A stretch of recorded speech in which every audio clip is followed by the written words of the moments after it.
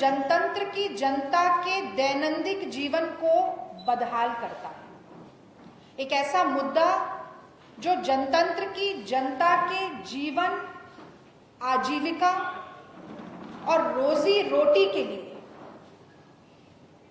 एक बहुत बड़ा प्रश्न चिन्ह बन गया है।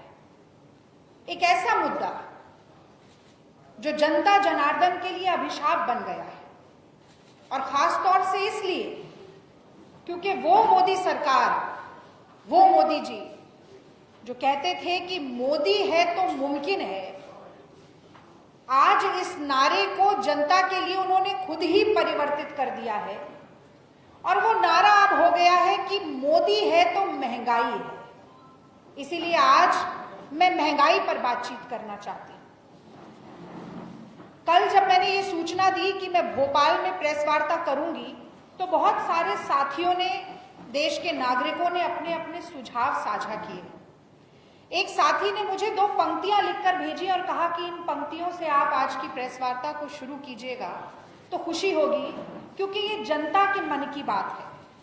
हर रविवार के दिन अपने मन की बात करने वाले मोदी जी का हाथ जनता की नब्ज से हट चुका है, तो अब जनता के मन की बात करनी बहुत ज्यादा जरूरी है। तो ये जो सज्जन थे, इन्होंने मुझे लिख के भेजा कि अच्छे दिन की तलाश में जीवित बन गए लाश में।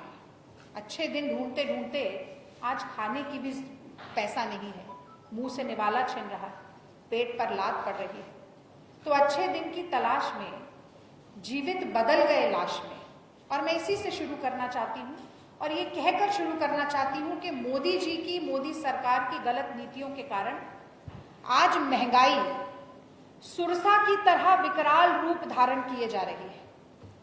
सुरसा की तरह मुंह बाए खड़ी है, निगलने के लिए तैयार खड़ी है जनमानस को, आम आदमी को, हर उस व्यक्ति को जिसके बारे में CMIE का आंकड़ा ये कहता है कि 91% भारतीयों की आय कम हो गई है, 84% लोग गरीबी रेखा के नीचे जा चुके हैं। हर वो व्यक्ति आज महंगाई रूपी इस सुरसा से परेशान है। और क्या कहते हैं मोदी जी? ये एक छद्म राष्ट्रवाद और राष्ट्र निर्माण का बहुत गाना गाया जाता है। आजकल ये कहा जा रहा है, भाजपा और संघ के किसी व्यक्ति से रूबरू हो और कहें कि क्या आपके घर में सस्ता पेट्रोल डीजल आ रहा है, क्या आपके घर में रसोई गैस आधे दाम पर आ रही है, तो वो कहते हैं राष्ट्र निर्माण के लिए 80 पैसा दे दीजिए। राष्ट्र निर्माण, मैं यहीं से बात को शुरू करना चाहती हूं कि 70 साल में जनता के खून पसीने से संचित की हुई सारी संपत्ति, सारे PSU जो है, उसे बेचकर ये राष्ट्र निर्माण की बात करते हैं। दुपहिया 4 पहिया वाहन से पेट्रोल और डीजल गायब करके, सिलेंडर से रसोई गैस गायब करके, लोगों के मुंह से निवाला गायब करके, चेहरे से हंसी और जीवन से खुशी गायब करके ये कैसा राष्ट्र निर्माण हो सकता है? और पेट्रोल डीजल के 80 पैसे बार बार बढ़ा के, शायद 80-20 की जो बात होती थी वो यही बात थी कि 20 बार 80 पैसा बढ़ाएंगे, फिर थोड़ा रुकेंगे, फिर 20 बार 80 पैसा बढ़ाएंगे, यही 80-20 का अनुपात था मुझे लगता है। तो बार बार ये 80 पैसा, 1 रुपया 2 रुपया बढ़ाकर 26 lakh crore central excise duty से केवल 26 लाख करोड़ रुपया सेंट्रल एक्साइज ड्यूटी वसूल कर अपनी जेब में भरने का काम मोदी जी ने किया है। और मैं जानना चाहती हूं कि इस पैसे से मोदी जी को तो 20,000 करोड़ का सेंट्रल विस्टा मिल गया, इस पैसे से मोदी जी को 8,500 करोड़ का विमान मिल गया उड़ने के लिए, इस पैसे से 12 करोड़ रुपए की नई गाड़ी शामिल हो गई उनके महकमे में, इस पैसे से न जाने कितने 10 लाख के 10,000 सूट बन गए उनके लिए। पर आम आदमी को क्या मिला इस महंगाई से, मैं जानना चाहती हूँ। और कहते हैं बड़े मियाँ तो बड़े मियाँ, छोटे मियाँ सुभान अल्लाह। तो मोदी जी है, मामा जी भी कोई कम नहीं है। मामा जी की भी बात आप सब लोगों को अच्छी तरह से पता है कि चाहे शराब की नीति से करोड़ों रुपया इकट्ठा करने की बात हो, चाहे वैट से करोड़ों रुपया इकट्ठा करने की बात हो, चाहे चूस के मध्य प्रदेश की जनता से टैक्स कलेक्शन की बात हो, हर किसी में टैक्स कलेक्शन ज्यादा हो रहा है। पर फायदा क्या मिल रहा है मध्य प्रदेश की जनता को, आज ये सवाल पूछना पड़ेगा। दिल्ली में बढ़ बढ़कर पेट्रोल का दाम 106-107 रुपए है, भोपाल में 118 रुपए। डीजल का दाम 98 रुपए, दिल्ली में 101, 101, 102 रुपया डीजल का दाम हो रहा है मध्य प्रदेश में।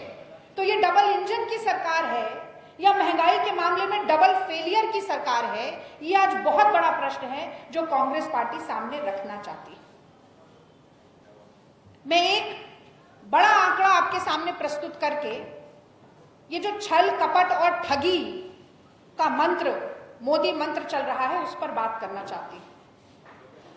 तो नए साल का मोदी सरकार ने नए साल का दिया ये उपहार, जनता पर लादा 1,56,433 करोड़ का भार। मैं दोहराती हूं इस पंक्ति को कि नए साल का मोदी जी ने दिया ये उपहार, जनता पर लादा 1,56,433 करोड़ का भार। अब ये भार कैसे, ये अतिरिक्त भार जनता पर टैक्स का, मूल्य वृद्धि जिसे हम प्राइस राइज कहते हैं या इन्फ्लेशन कहते हैं, उसका ये अतिरिक्त भार कहां कहां और कैसे कैसे हो रहा है, इस पर भी मैं थोड़ी सी नजर डालना चाहती हूं। ये कहते हुए कि महंगाई बढ़ाने को, मूल्य वृद्धि को, प्राइस राइज को मोदी जी ने डेली इवेंट बना दिया। और ये किस तरह का अर्थशास्त्र है, ये किस तरह का अंक गणित है, ये किस तरीके की स्ट्रैटेजी है कि चुनाव के चलते चलते पैसा नहीं बढ़ता है। तेल के भंडार भरे रहते हैं, पेट्रोल डीजल के दाम बढ़ाने की जरूरत नहीं होती, सीएनजी एलपीजी के दाम बढ़ाने की जरूरत नहीं होती, और जैसे ही चुनाव खत्म होते हैं तो महंगाई दिन दूनी रात चौगुनी तरक्की करने लगती है। और ये बात किसी से छुपी नहीं है कि पिछले 15-17 दिन में लगातार पेट्रोल डीजल का, सीएनजी का, एलपीजी का, दूध का, खाद्य पदार्थों का, तमाम वो चीजें जो हमें रोज के जीवन को चलाने के लिए जरूरी हैं, उनके दाम बढ़ते जा रहे हैं। और बड़ी निर्दयता से मोदी सरकार जनता के दुख, जनता की पीड़ा का मखौल उड़ा रही है। और ऐसा मैं इसलिए कहती हूं क्योंकि ये सिर्फ महंगाई की मार नहीं है। कोरोना के चलते जो लोगों ने अपनी जान से हाथ धोया, अपने कारोबार से, अपनी आजीविका से हाथ धोया, जो बेरोजगारों की संख्या बढ़ती जा रही है, तो ये बेरोजगारी की मार इसके साथ जुड़ी हुई है, अर्थव्यवस्था ठप होने की मार इसके साथ जुड़ी हुई है, कोरोना की मार इसके साथ जुड़ी हुई है। तो ये दोहरी तहरी मार जो है वो कमर तोड़ रही है जनता की, पेट पर लात मार रही है जनता की। और मैं जानना चाहती हूं कि मोदी जी जो संसद में प्रवेश करने से पहले आंसू बहाते हैं, ऐसे आंसू पोंछते हैं, मोदी जी जो भाषण देते हुए बहुत भावुक हो जाते हैं, चुनाव के बाद उन्हें जनता की पीड़ा क्यों नहीं दिखाई देती? चुनाव के बाद वो जनता की बात, जनता के मन की बात को समझने की कभी भी कोशिश क्यों नहीं करते? मैं जानना चाहती हूं कि वो जनता जो प्रचंड बहुमत देकर उन्हें सिंहासन पर बिठाती है, प्रदेशों में उनकी सरकार बनाती है, उसी जनता के साथ ये सौतेला व्यवहार केवल अपने कुछ चंद उद्योगपति मित्रों को फायदा पहुंचाने के लिए मोदी जी क्यों करते हैं? ये आज एक बड़ा सवाल कांग्रेस पार्टी पूछ रही है। कांग्रेस के समय पर तो बड़ा गाना ये चलाया जाता था कि सखी सैया तो खूब ही कमात है, महंगाई डायन खाए जात है। अगर महंगाई होती थी कांग्रेस के समय पर तो कमाई भी होती थी, रोजगार ठप है, नौजवानों के हाथ में डिग्री है, नौकरी नहीं है, फिर शौचालय है, पानी नहीं है, सिलेंडर है, गैस नहीं है। ये मोदी जी ने सबका साथ और सबका विकास किया है। तो ऐसे समय में जब महंगाई है, कमाई नहीं है, तो जनता के मुंह से सिर्फ दुहाई और दुहाई ही है। ये जनता का दुख है जिसे मैं आज आपसे साझा करना चाहती हूं। तो सबसे पहले बात करती हूं मैं किसानों की, अन्नदाता जो देश का पेट भरने का, पेट पालने का काम करते हैं। अच्छा बदला ले रही है किसान आंदोलन का मोदी सरकार किसानों से। एक छोटा सा उदाहरण देकर मैं आपको समझाती हूं। 50 किलो डीएपी खाद का जो एक पार्सल या एक पैकेट आता था, उसका दाम होता था 150 रुपया। वो 150 रुपए से बढ़ाकर मोदी जी ने दाम 1200 से 1350 रुपए प्रति पैकेट कर दिया। 150 से 1200, 1350 रुपया। और भारत में करीब 1.25 लाख टन डीएपी खाद का इस्तेमाल हर साल हमारे देश के किसान भाई बहन करते हैं। तो अगर आप ये अनुपात देखें मूल्य वृद्धि का, तो ये जो 2022 का साल चल रहा है, इस साल किसानों से 3600 करोड़ रुपया अतिरिक्त वसूला जाएगा। 3600 करोड़ रुपया किसानों से अतिरिक्त वसूला जाएगा। मैं पेट्रोल डीजल की बात करना चाहती हूं। शुरुआत में ही बताना चाहती हूं, जो राहुल गांधी जी ने 2 बड़े मुद्दे उठाए, सड़क से लेकर संसद तक, हर सदन में, हर प्रदेश के, कांग्रेस पार्टी महंगाई मुक्त भारत अभियान चला रही है। और उसी के चलते आज यहां पर जिला कांग्रेस कमेटी का भी प्रदर्शन था, कार्यक्रम था। और मुझे लगता है कल तो भोपाल की जनता ने लोन भी लिया, तेल भरवाने के लिए अब लोन लेना पड़ रहा है। ऐसे समय पर एक नेता अगर विपक्ष का कोई है जो अंगद की तरह पैर जमाकर खड़ा है संसद में और कहता है कि मैं इधर उधर की बात नहीं करूंगा, बात करूंगा जनता की, जनता से जुड़े मुद्दों की, जनमुखी जनवादी राजनीति की, जो महंगाई पर लगातार चोट पहुंचाने का काम कर रहा है, तो मैं गर्व के साथ कहती हूं कि वो आदरणीय राहुल गांधी जी। राहुल गांधी जी ने कुछ समय पहले एक ट्वीट किया, बहुत चर्चा में रहा वो ट्वीट। उन्होंने कहा कि जरा आसपास के मुल्कों में देखिए, मोदी जी तो हमारे देश को विश्व गुरु बनाना चाहते हैं, और अभी एक रिपोर्ट आई कि भारत भूखमरी में विश्व गुरु बनने वाला है, पॉवर्टी इंडेक्स में सबसे तेजी से, रफ्तार से आगे बढ़ रहा है। तो आजू बाजू देखिए क्या दाम है पेट्रोल का। आप लोगों को मैं बताना चाहती हूं, बहुत जरूरी है। पाकिस्तान में लाल आंखें दिखा रहे थे मोदी जी, 62 रुपए लीटर पेट्रोल, 62 रुपए लीटर मिल रहा है। उनके यहां पर देखिए राजनीति में क्या उथल पुथल चल रही है। हर तरीके की विषमताओं के बावजूद जनता के लिए पेट्रोल उन्होंने रखा 62 रुपए। अफगानिस्तान में 67 रुपए है, तालिबान राज कर रहा है वहां पे, 67 रुपए में पेट्रोल मिल रहा है 1 लीटर। श्रीलंका में आप जान रहे हैं किस तरीके से घेराव किया जनता ने, इमरजेंसी लगानी पड़ गई। वहां 72 रुपए था, 72 रुपए में इमरजेंसी लग गई। यहां भोपाल में आप 118 रुपए लीटर दे रहे हैं पेट्रोल का। बांग्लादेश में 78 रुपया, भूटान में 86 रुपया, नेपाल में 97 रुपया, और भारत में 118 रुपये। सोच के देखिए। फिर एक और तुलनात्मक ट्वीट किया राहुल गांधी जी ने, और उन्होंने बताया कि 2014 में अगर आप स्कूटर या बाइक का फुल टैंक कराते थे तो 714 रुपया देना पड़ता था, 714 रुपया। आज अगर कराते हैं तो 1038 रुपया आपको देना पड़ता है। कार का फुल टैंक कराते तो 2856 रुपए देने पड़ते, आज आप 4152 रुपया दे रहे हैं। ट्रैक्टर के लिए 2749 रुपए में टैंक फुल होता था, अब 4553 में हो रहा है। और जो बड़े ट्रक चलते हैं 11000 रुपए में टैंक फुल कराते थे, आज 19000 रुपए में टैंक फुल करा रहे हैं।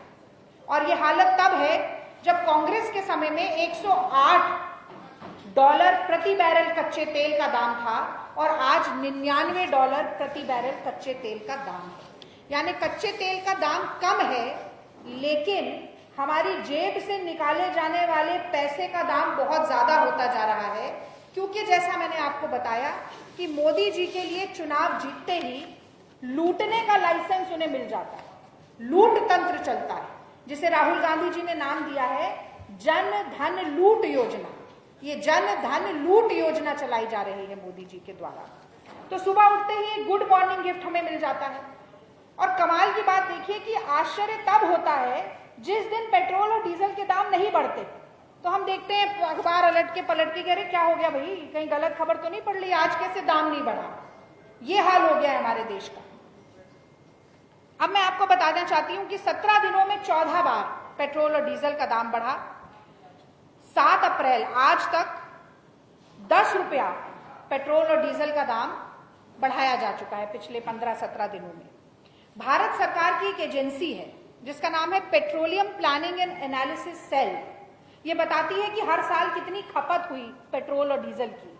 तो अगर पिछले साल की खपत हम देखें 2020 और 21 की, तो 28,000 मेट्रिक टन पेट्रोल का इस्तेमाल हमारे देश में हुआ।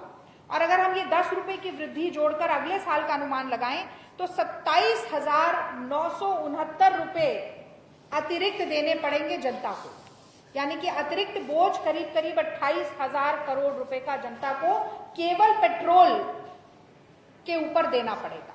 और यही आकलन अगर हम डीजल का करें तो 72,713 करोड़ रुपए का अतिरिक्त बोझ जनता के ऊपर पड़ने वाला है, जनता की जेब कटने वाली है।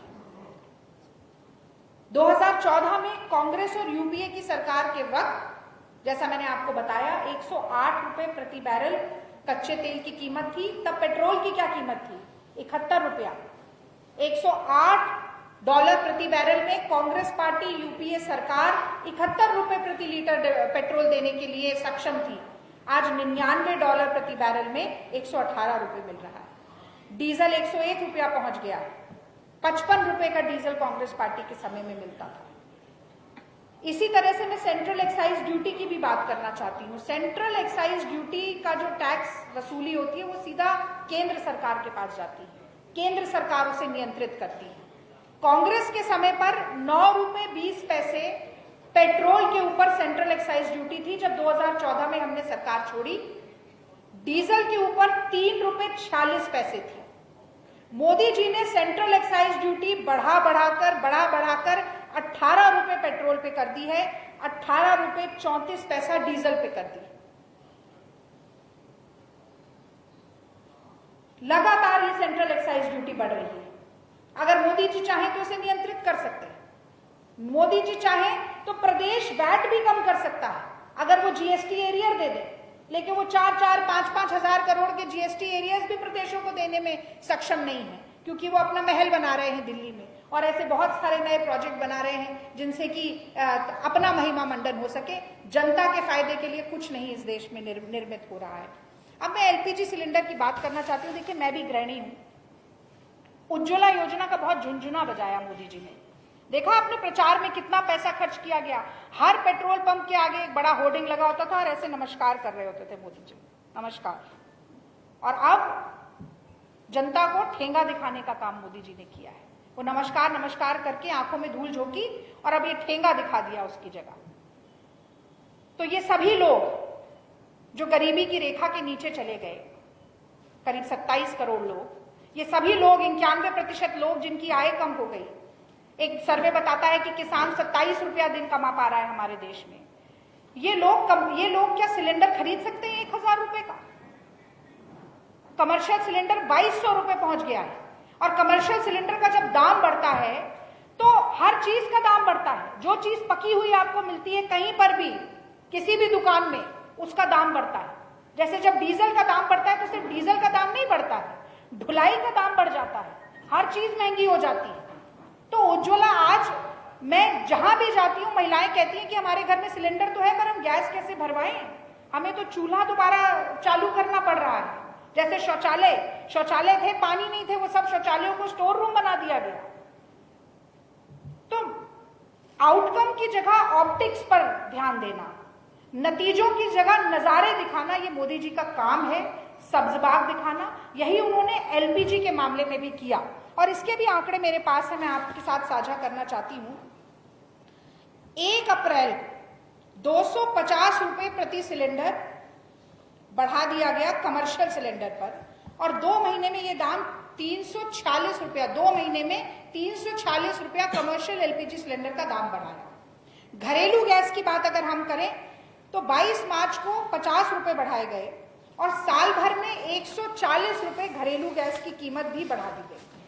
अब भारत सरकार की वही एजेंसी जिसका जिक्र मैंने पहले किया, petroleum planning and analysis cell, इनके मुताबिक पिछले साल 27,384 मीट्रिक टन एलपीजी गैस का कंजम्पशन हुआ, उपभोग हुआ।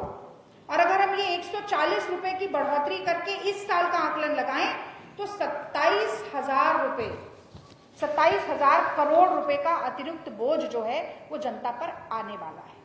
और एलपीजी भी बढ़ेगी, डीजल भी बढ़ेगी और पेट्रोल भी बढ़ेगा। तो मैं कहना चाहती हूँ गृहिणी होने के नाते कि कांग्रेस के समय पर हम बटुए में पैसा लेके जाते थे और थैला भर सामान खरीद के आते थे। बटुए में पैसा और थैला भर सामान।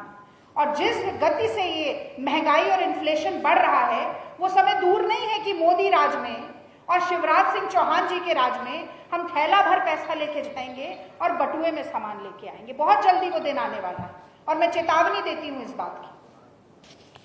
सीएनजी और पीएनजी की अगर बात करें, कंप्रेस्ड नेचुरल गैस, सीएनजी के उपभोक्ता कौन होते हैं, कौन लोग हैं जो सीएनजी का इस्तेमाल करते हैं? ऑटो वाले, बस वाले, वो कार चालक जो महंगा पेट्रोल और डीजल नहीं खरीदना चाहते, टैक्सी वाले, बस वाले, उनके लिए सीएनजी ईंधन होता है। और सीएनजी में भी लगातार 7 अप्रैल से आज 7 अप्रैल तक 9 बार सीएनजी के दाम बढ़ाए जा चुके हैं। दिल्ली में सीएनजी करीब करीब 70 रुपए प्रति किलो मिल रही है, बाकी राज्यों में 82 रुपए प्रति किलो सीएनजी का रेट हो चुका है। और सीएनजी उपयोग के आंकड़े अगर हम 2019 और 20 के देखें तो 3,247 मीट्रिक टन उपयोग हुआ, पिछले साल का देखें तो 3500, और अब अगर हम इस पर 12 रुपए प्रति किलो बढ़ा दें, जितना पिछले कुछ दिनों में बढ़ा है, तो 4,235 करोड़ रुपया सीएनजी का इस्तेमाल करने वालों की जेब से अतिरिक्त जाएगा।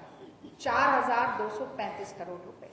और यही तुलना अगर हम पीएनजी के लिए करें तो पीएनजी में भी 961 करोड़ रुपए अतिरिक्त देश की जनता को देने पड़ेंगे। महंगाई का ये आलम। 2-4 बिंदु में और चीजों में भी बताती हूं, क्योंकि हमारे जीवन का कोई भी ऐसा भाग महंगाई से अछूता नहीं रह गया है। कोई स्फीयर ऐसा नहीं है, कोई क्षेत्र ऐसा नहीं है जिसकी मार मोदी जी के राज में जनता पर ना पड़ी। तो टोल टैक्स, हमें टोल टैक्स की भी बात कर लेती। टोल टैक्स पर राष्ट्रीय राजमार्गों में 1 अप्रैल से 10 से 18% का इजाफा हुआ है। 10 से 18%। जो भी नेशनल हाईवेज का इस्तेमाल करते हैं, और अब तो नेशनल हाईवेज भी बेच ही रहे हैं मोदी जी, तो और न जाने क्या होगा, पर अभी 10 से 18% का इजाफा हो गया है। यानी 6,120 करोड़ रुपए एक्स्ट्रा आपकी जेब से जाएंगे। फास्टैग में पैसा डलवाते रहिए और राजमार्गों पर कटवाते रहिए। 6,120 करोड़ रुपया अतिरिक्त लगने वाला है। और तो छोड़िए, कोरोना में एक सांस के लिए भारत के लोग मोहताज हो गए। 24 घंटे मरघटों पे लाशें जली, गंगा जी के पाट लाशों से भर गए, पट गए। कोई भी घर, कोई भी व्यक्ति ऐसा नहीं रहा होगा जिसके परिवार से या जिसकी जानकारी में कोई और व्यक्ति संगीन रूप से बीमार ना हुआ हो, गंभीर रूप से बीमार ना हुआ हो, या उसकी जान ना गई। इसके बावजूद देश 800 सबसे ज्यादा बिकने वाली दवाइयों पर टैक्स बढ़ा दिया मोदी जी ने। नेशनल फार्मास्यूटिकल प्राइसिंग अथॉरिटी ने 1 अप्रैल से लगभग 800 जरूरी दवाइयों के मूल्यों में 11% की बढ़ोतरी कर दी। 11% की बढ़ोतरी, यानी कि आपके पैरासिटामोल, एजिथ्रोमाइसिन से लेके दिल की बीमारी, कोविड-19 केयर, बीपी जैसी तमाम बीमारियों की दवाइयां महंगी कर दी गई, जिसके कारण अब इस साल 10,000 करोड़ रुपया एक्स्ट्रा देश की जनता को देना पड़ेगा। बीमारी में भी आपको पैसा ज्यादा देना पड़ेगा। जब आप छुट्टी लेकर घर बैठते हैं, जब आपकी तनख्वाह कट जाती है, जब आप अपनी रोजी रोटी के मोहताज हो जाते हैं, तो आपको पैरासिटामोल जैसी दवाई भी लगभग दुगने दाम पर खरीदनी पड़ेगी। ये हाल मोदी जी ने बना दिया है। घर का सपना, मृग तृष्णा। तो अब घर को बनाने में, घर के बनाने के जो सामान हैं उनकी लागत में सबके पैसे मोदी जी ने बढ़ा दिए। अब घर बनाने के लिए भी आपको वो क्या कहते हैं, मुंगेरी लाल का हसीन सपना देखना पड़ेगा, तब आप घर बना पाएंगे। तो घर की कीमतें, घर बनाने की लागत में अप्रैल की शुरुआत से 15% की बढ़ोतरी हो चुकी है। स्टील, सीमेंट, ईंट, सैनिटरी फिटिंग, एल्युमिनियम, कॉपर, लकड़ी, सब कुछ महंगा। स्टील की कीमतों में 30% का इजाफा, सीमेंट में 22% का इजाफा, कॉपर में 40% का इजाफा, एल्युमिनियम में 44% का इजाफा, स्टील में 35% का इजाफा, और सीमेंट का बैग कोई भी कंपनी का हो 100 रुपया महंगा हो गया है। तो अब बनवा लीजिए घर, कैसे बनाएंगे। होम लोन पर जो टैक्स डिडक्शन मिलता था, जो पहली बार घर खरीदते थे तो उसका जो हमें ब्याज देना पड़ता है, उसमें 1.5 लाख की रियायत मिलती थी, टैक्स कटौती का लाभ मिलता था, वो भी मना हो गया है। पीएफ प्रोविडेंट फंड यानी अपने ही पैसे को बैंक में जमा करने के लिए भी मोदी सरकार की जेब भरनी पड़ेगी। प्रोविडेंट फंड पर जो इंटरेस्ट मिलता था, ब्याज दर मिलती थी, वो 8.5% से कम करके मोदी जी पहले ही 8.1% कर चुके थे। अब रिटायरमेंट का पैसा सरकार की जेब में जाएगा, क्योंकि 1 अप्रैल से प्रोविडेंट फंड के खाते में 2.5 लाख रुपए से ज्यादा अगर आप जमा करेंगे तो ब्याज पर भी टैक्स लिया जाएगा। 2.5 लाख रुपए से ज्यादा अगर जमा किया गया तो ब्याज पर भी टैक्स लगेगा। ये हाल हो गया है। इसी तरीके से कार खरीदना महंगा हो गया। अभी जो सबसे बड़े निर्माता हमारे देश में है मारुति सुजुकी, वो 9 बार मूल्य बढ़ा चुकी है, माफ कीजिए 4 बार मूल्य बढ़ाकर 9% की वृद्धि कर चुकी है, और अभी फिर घोषणा की है कि बहुत जल्दी उनके कार्स की प्राइसिंग बढ़ने वाली है। थर्ड पार्टी इंश्योरेंस भी मोदी सरकार ने महंगा कर दिया है। इसी तरीके से TV, AC, fridge, LED, mobile, इन सब को बनाने के लिए जो एल्यूमिनियम अयास्क और कॉन्सेंट्रेट की जरूरत होती है, उस पर भी 30% का इजाफा हो गया है। यानी कि ये सारी जो हमारी जरूरत की चीजें हैं, ये सब महंगी हो गई। तो मैं आपकी बात का जवाब दूंगी, मैं बस खत्म ही कर रही हूं। तो मैं आज एक महत्वपूर्ण सवाल मोदी जी से ये पूछना चाहती हूं कि क्या मोदी सरकार और राज्यों में भारतीय जनता पार्टी की जितनी सरकारें हैं, वो महंगाई को समस्या मानते हैं या नहीं मानते? अगली प्रेस वार्ता जब आप करें भारतीय जनता पार्टी के कार्यालय में, तो ये मेरी तरफ से सवाल जरूर पूछेगा कि क्या भारतीय जनता पार्टी के नेता ये महसूस करते हैं कि महंगाई एक समस्या है, और यदि महंगाई समस्या है तो क्या उसका समाधान होगा? क्योंकि मैं नहीं जानती कि देश में क्या तरक्की हो रही है, मुझे नहीं नजर आ रही है। चुनाव लड़ते वक्त बात होती है 80-20 की, चर्बी की, हिंदुस्तान पाकिस्तान की, और चुनाव जीतने के बाद विकास की बात करने लगते हैं। तो मुझे नहीं लगता ये तरक्की कहीं देश में हो रही है। चाहे प्रदेश हो चाहे देश हो, तरक्की, लोगों की जीवन में कोई तरक्की नहीं है, लेकिन हाँ, चीजों के दामों में दिन दूनी रात चौगुनी तरक्की जरूर हो रही है। तो मैं जानना चाहती हूं ये मोदी जी से और भारतीय जनता पार्टी से कि किस तरह से महंगाई का नियंत्रण होगा। मैं जानना चाहती हूं कि भारतीय जनता पार्टी के अंदर से भी ये स्वर निकल कर आ रहे हैं कि ये फाइनेंशियल इनकॉम्पिटेंस है कि आप लगातार देश की अर्थव्यवस्था को संभालने का भार लोगों की जेब पर डालते जाएं। जब गलत तरीके से जीएसटी लागू किया गया, जब गलत तरीके से नोटबंदी की गई, तो दुनिया के सबसे जाने माने अर्थशास्त्रियों में से एक हमारे देश के पूर्व प्रधानमंत्री मनमोहन सिंह जी ने कहा था कि जीडीपी 2% नीचे आके धड़ाम से गिरेगी। तब उनका मजाक बनाते हुए संसद पटल पे खड़े होकर नरेंद्र मोदी जी ने कहा था कि ये रेनकोट पहनकर नहाते हैं। अब कौन क्या पहनकर नहा रहा है, जब जीडीपी का आता पता नहीं, लोगों के रोजगार का आता पता नहीं, जब लोगों के जीवन में खुशी का आता पता नहीं।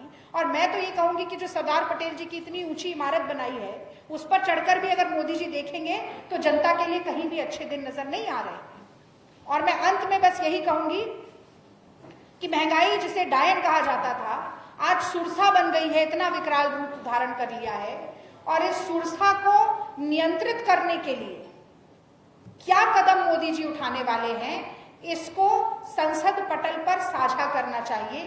कांग्रेस पार्टी ये अपनी जिम्मेदारी समझती है। राहुल गांधी जी, सोनिया गांधी जी के नेतृत्व में हम लगातार मोदी सरकार को कटघरे में खड़े करने का काम करते रहेंगे, जनता के हितों को, के मुद्दों को उठाने का काम करते रहेंगे, और महंगाई मुक्त भारत को सच्चाई और यथार्थ बनाने का काम करते रहेंगे। आपने बहुत धैर्य के साथ मेरी बात सुनी।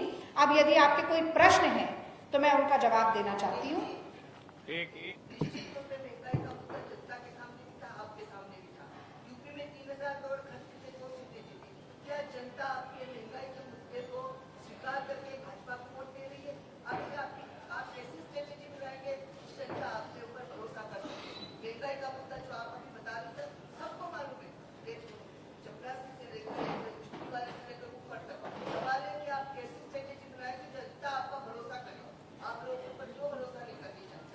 आपने बहुत अच्छा सवाल पूछा, और अपने सवाल में जवाब भी लगभग खुद ही दे दिया। मैं समझती हूँ मेरी बड़ी बहन, अगर आप अपने दिल पर भी हाथ रखकर कहें तो आपको जरूर ये बात कहनी ही पड़ेगी कि महंगाई एक देशव्यापी समस्या है। महंगाई बहुत ही बुरी तरह से लोगों को प्रभावित कर रही है। महंगाई देश की जनता की बदहाली का बहुत बड़ा कारण है। और मैंने अपने शुरुआती वक्तव्य में भी यही बात कही कि भावनात्मक मुद्दों को, उन्मादी मुद्दों को चुनावी रैलियों के जरिए चुनाव की रणनीति का हिस्सा बनाने का काम भारतीय जनता पार्टी और संघ परिवार बहुत अच्छे से करता है। और इसीलिए ये होता है कि चुनाव के दौरान बात होगी पाकिस्तान की, हिंदू की, मुसलमान की, कब्रिस्तान की, शमशान की, और चुनाव के बाद बात करेंगे विकास की या तथाकथित विकास की। तो जनता के मुद्दे केवल एक चुनाव के नतीजे से समाप्त नहीं हो जाते। जनता अगर महंगाई से त्रस्त है, मैं समझती हूं कि ये विपक्ष की सबसे बड़ी जिम्मेदारी है, कांग्रेस की सबसे बड़ी जिम्मेदारी है कि निरंकुश सरकार पर और उनके द्वारा चलाई जा रही, बढ़ाई जा रही महंगाई पर अंकुश लगाने का काम करें, और वो हम लगातार करते रहेंगे। और जहां तक चुनावी हार और जीत का सवाल है, हमारे लोकतंत्र की यही खूबसूरती है कि कोई चुनावी हार और कोई चुनावी जीत अंतिम नहीं होती। तो जनता के मुद्दों को उठाएंगे, जनता के लिए संघर्ष करेंगे, और मोदी सरकार को बहुत जल्दी, भाजपा सरकार को मध्य प्रदेश में, वो तो अगले साल ही चुनाव है, दरवाजा दिखाने का भी काम करेंगे।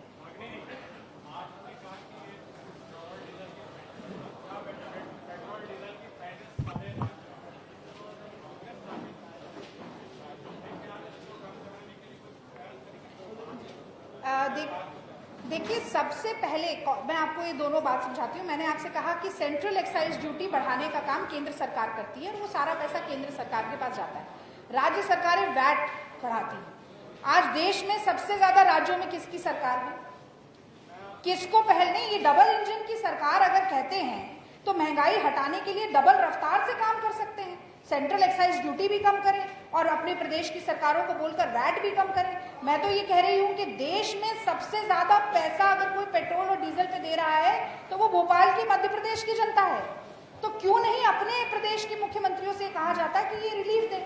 जब भी सवाल पूछा जाएगा कांग्रेस से तो मैं वो भी आपको बता देती हूँ कि राजस्थान, छत्तीसगढ़, पंजाब सबसे पहले 10 से 15 रुपए का वैट कम करने का काम पेट्रोल और डीजल पर अगर किसी ने किया तो ये कांग्रेस शासित 3 प्रदेशों ने किया था। उसकी देखा देखी में इक्का दुक्का भाजपा के प्रदेशों ने भी किया। लेकिन अगर मोदी जी की सच में मंशा है कि महंगाई को कम किया जाए, पेट्रोल डीजल के दामों को कम किया जाए, तो पहले तो बढ़ाना ही रोक दें। भाई बढ़ा ही क्यों रहे हैं अगर आप कम करना चाहते हैं, जनता को रिलीफ देना चाहते हैं? और दूसरा, सेंट्रल एक्साइज ड्यूटी अगर हम 108 रुपए प्रति बैरल में सेंट्रल एक्साइज ड्यूटी 9 रुपए और 3 रुपए रख सकते थे, तो ये $99 प्रति बैरल की कीमत पर उसको 18 रुपए तक क्यों लेकर जा रहे हैं? तो ये सवालों के जवाब तो मैं आपको दे चुकी हूँ। ये निर्दयी सरकार है, जनता की पीड़ा से इसका कोई लेना देना नहीं। मनोज जी, एक मिनट मनोज जी। नहीं, वर्ल्ड पॉवर्टी इंडेक्स अभी आया है, उसमें हमारा रैंक लगातार बढ़ता जा रहा है। यानी जो लोग भूखमरी से पीड़ित हैं, जो लोग गरीबी रेखा के नीचे जाते जा रहे हैं, ये तमाम आंकड़े सेंट्रल मॉनिटरिंग एजेंसी जो CMI है उसने भी ये आंकड़ा सामने रखा है कि 97% लोगों की आय कम हो गई है। Centre for monitoring Indian economy. तो आप देखिए, ये इलेबोरेशन तो मुझे लगता है ये कोई भी व्यक्ति जो इकोनॉमिक्स पर ध्यान देता है उसको ये सारे आंकड़े पता हैं। ये तो पब्लिक प्लेटफॉर्म पर, पब्लिक डोमेन में बहुत समय से है। और इसीलिए जब विश्व गुरु बनने की बात जो मोदी जी कहते हैं, वो 5 ट्रिलियन इकोनॉमी की बात जब मोदी जी कहते हैं, तो वो ऐसे लोगों की पीठ पर नहीं बनाई जा सकती जिनको 2 वक्त की रोटी भी मुनासिब नहीं होती है। 27 रुपए प्रतिदिन की आय अगर किसानों की है तो आप सोचिए कि ऐसा व्यक्ति खाएगा क्या, नहाएगा क्या और निचोड़ेगा क्या?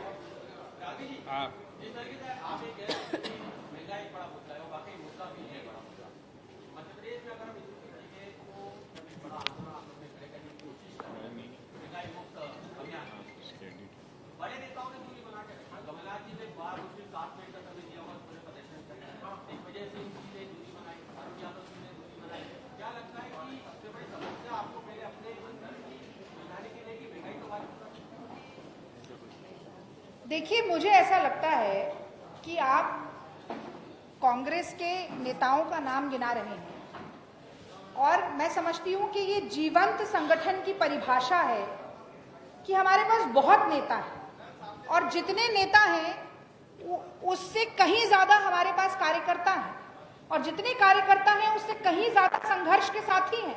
क्योंकि आप देखिए 15 साल तक सरकार न रहने के बाद थोड़े समय के लिए सरकार आई, जनादेश हमारे साथ था, जिसको गलत तरीके से बेईमानी से लूटा गया और उसके बाद आज भी वही परिस्थितियां चल रही हैं।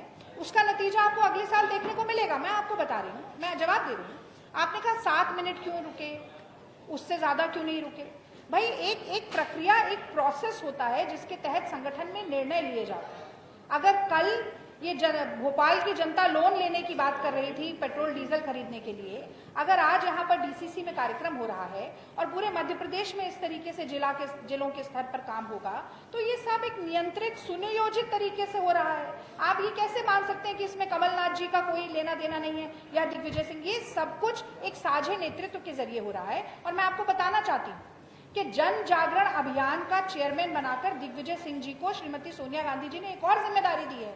उस कमेटी, एक कमेटी बनाई गई है, उस कमेटी में प्रियंका गांधी जी भी सदस्य हैं, मैं भी सदस्य हूं और हम पूरे देशव्यापी महंगाई पर एक आंदोलन खड़ा कर चुके हैं। उसको सस्टेन करने का काम दिग्विजय सिंह जी के पास है। तो ऐसा नहीं है, चाहे राष्ट्रीय स्तर पर हो चाहे प्रदेश स्तर पर हो, महंगाई मुक्त भारत बनाने की हमारी जो कोशिश है, हमारी जो पहल है, वो बहुत ही सुनियोजित तरीके से हो रही है। Rakesh ji world poverty index है, वर्ल्ड पॉवर्टी इंडेक्स पूरी दुनिया का ये आंकड़े निकलते हैं। बड़ी बड़ी इकोनॉमिक एजेंसीज जो है वो सर्वे करती हैं। Centre for monitoring Indian economy की रिपोर्ट्स हैं जो ये बातें बता रही हैं। आप थोड़ा सा इस पर रिसर्च करिए, आप गूगल में भी टाइप करेंगे निकल के आ जाएगा। टाइप करिए वर्ल्ड पॉवर्टी इंडेक्स, टाइप करिए। भाई साहब टाइप तो करिए, अरे करिए तो सही, मेरी बात मानिए, मेरी बात मानिए। आप मेरी बात मानिए, उसको सर्च करिए, वो रिपोर्ट में क्या लिखा है आपको पता चल जाएगा। हसन साहब एक आप बताइए।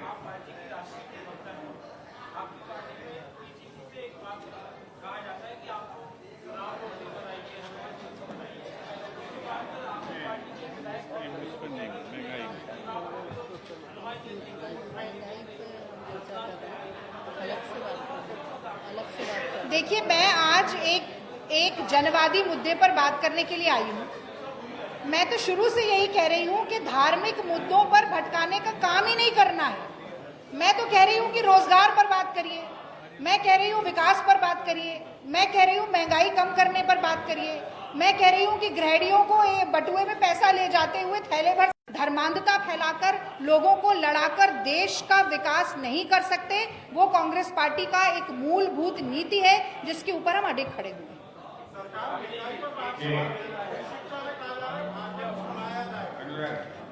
एक बार फिर से पूछिए।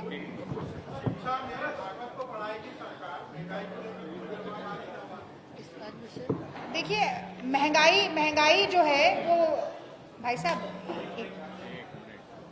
देखिए, महंगाई जो है वो देशव्यापी मुद्दा है। मैं तो ये पूछना चाहती हूँ कि अगर आप भागवत पढ़ा देंगे तो जो भागवत पढ़े हुए बच्चे हैं या उनको उनके घर में क्या आप रसोई गैस आधे दाम पर भिजवा रहे हैं? क्या आप उनके माता पिता के स्कूटर में, कार में पेट्रोल डीजल आधे दाम पे भरवा रहे हैं? क्या आप उनके घर वालों को आप ये भी सुनिश्चित करेंगे कि वो भागवत पढ़ने के बाद उनको नौकरियां मिले? अगर ऐसा हो जाता है तो मुझे कोई दिक्कत नहीं है, पढ़ाइए। अरे भाई, लेकिन जो जीवन से जुड़ी हुई समस्याएं हैं उनका निदान करने के लिए सरकार चुनी जाती है ना। वो काम अगर आप मुस्तैदी से करते हैं तो आप फिर कुछ भी करिए, पर अगर वो काम नहीं हो रहा है तो हम आपको कटघरे में खड़ा करते रहेंगे।